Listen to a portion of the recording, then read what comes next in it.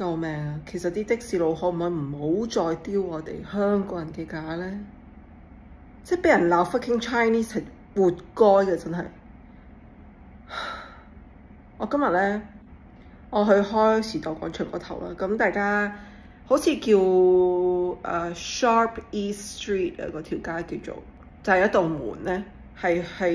一個時代廣場嘅一個 side door 嚟嘅，出邊嗰條街咧就有一個落客車上落客車嘅位嘅。OK， 咁我經過嗰度嘅時候咧，咁我見到4個外國人，應該係啲中東佬嚟㗎，定係總係嗰邊嗰啲人啊嚇。英文唔係講得好好啦，咁當然都唔識講中文啦。咁我就見到佢哋咧就同緊嗰個的士司機喺度。啱啱落車嘅，咁啊落完車之後唔知點解仲喺度糾纏喎。咁我行過嗰陣我就冇乜懷疑啦，但係經過嗰陣咧就見到佢咧拎住一張500蚊紙啦，咁我就知發生咩事啦。好明顯咧就係嗰啲老外咧就拎住張500蚊紙就冇得找，個的士司機就話。咁我後尾上網查啦，咁我上網查原來咧的士司機如果咧係遇到呢啲情況咧，即係如果係冇得找一張500或者1000蚊嘅一啲紙幣咧。咁佢就係有權咧，係唔找錢俾乘客嘅，即係可以，就算係幾廿蚊一程車咁樣啦，先算啦嚇。咁佢可以成張500蚊食咗人嘅，呢個係完全合法合理嘅，即係咁啦。咁我後尾咧唔信邪啦，我上網 search 的士佬唔找數或者的士佬。咩500蚊紙唔找數之類咁嘅東西啦嚇，關鍵字啦成版都係一啲乘客俾過一啲的士司機食咗嚿錢嘅一啲經歷。你覺得呢啲係咪巧合啊 ？OK， 當你真係冇啦，真係身上面真係一張零錢都冇或者散紙都冇啦。咁你作為你打開門做生意，你係咪應該合理地準備散紙呢？而唔係話我望個客冇散紙，佢會打一張識雞無神打一張500蚊或者1000蚊紙俾我，我就唔使找啦。我好肯定有啲人就打住呢個旗號啊，甚至係專登做一啲遊客嘅生意，一啲撈歪嘅生意。你話而家大陸人可以俾支付寶啊咩？微信轉賬啊，嗰啲即係電子化啦嘛，好多都而家的士。你話嗰啲冇得食啫，可能我好肯定有啲的士佬係打着呢個撈歪嘅旗號啊，係去氹嘅進行呢個呃錢嘅行為。但係站喺法律角度咧，或者就係呢啲所謂呢啲條款嘅角度咧，你又入唔到去嘅，你又出去唔漲係咪？我就好記得啦，即係講起呢件事，我就好記得啦。有一次我去海南嗰度旅行啦，都超過4年前嘅事情啦，即係同我屋企人去啦。咁我哋坐的士啦，我同我家姐出去買嘢咁，OK 坐的士，當地一啲的士嚟。咁落車啦喎，我哋又係帶散紙，因為嗰陣我又未開通一啲嘅，譬如咩轉賬啊，即係網上嘅一啲嘅 payment， 但係嗰邊已經非常之流行啦，基本上唔用零錢啊，唔用呢啲咁嘅紙幣咁滯嗰邊。咁到落車嗰一刻先知道，哇冇零錢，即係佢又冇零錢啦。當然，即係佢哋係好點講咧？你唔可以直接用嗰邊司機對比我哋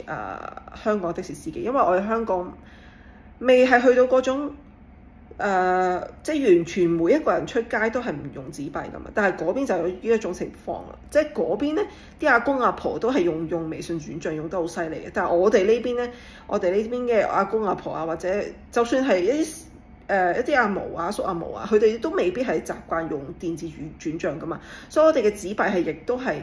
比較係仲係流通喺市面嘅時候咧，我覺得咧你又唔好用呢樣嘢去反駁我啦，唔該 ，OK。咁講翻我海南嗰個司機啦嚇，咁佢就不慌不忙嘅，佢又唔會話趕住去邊啊成啊，叫我哋你落車去隔離嗰個便利店，因為咁啱我停個位咧係有隔離係有便利店嘅，即係嗰啲7類似7咁嘅嘢，佢哋唔係叫7，唔知咩全家類似咁嘅東西啦。咁我哋就去，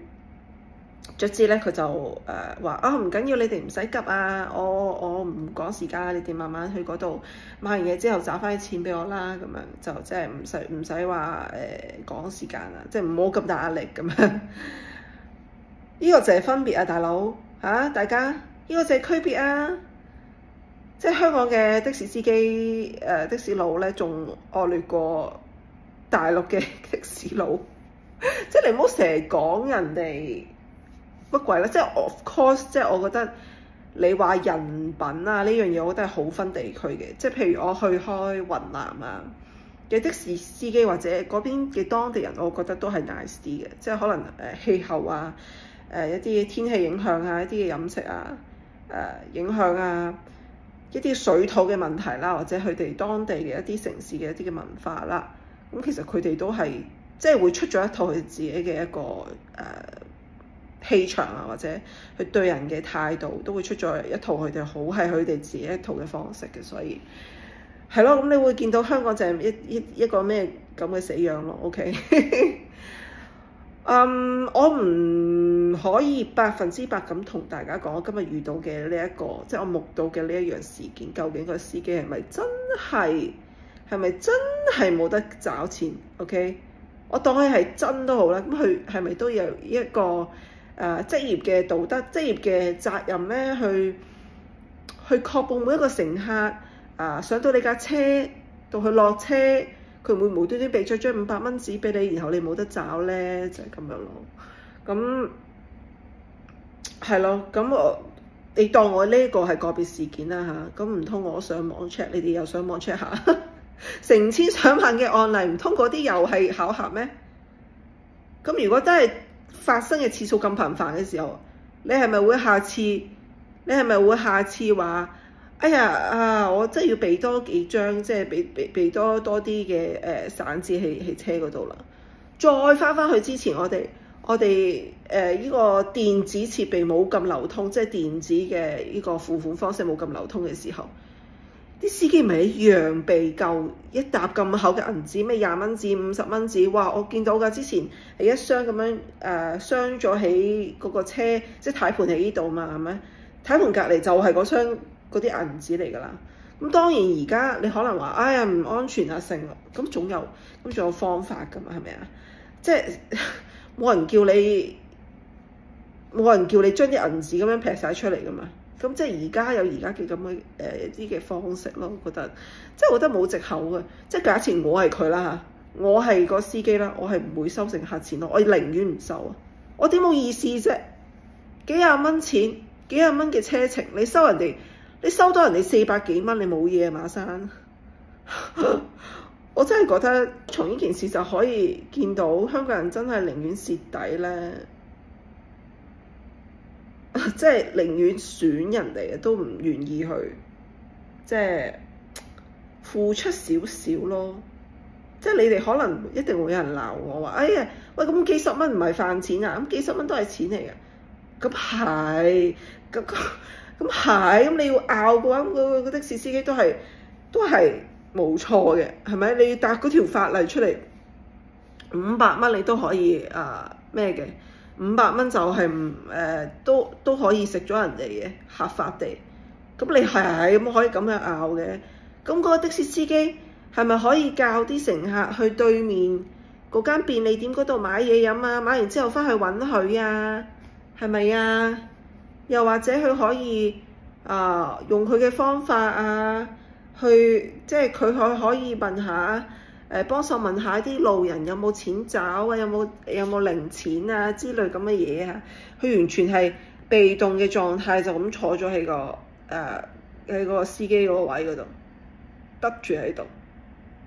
即係好明顯你揾唔到人同你找錢仲好，食咗你嚿錢咯，理所當然，係咪啊？唉，真係好心啦，真係我遇到呢啲，我真係覺得為我哋民族丟架，你明唔明啊？我真係好丟架。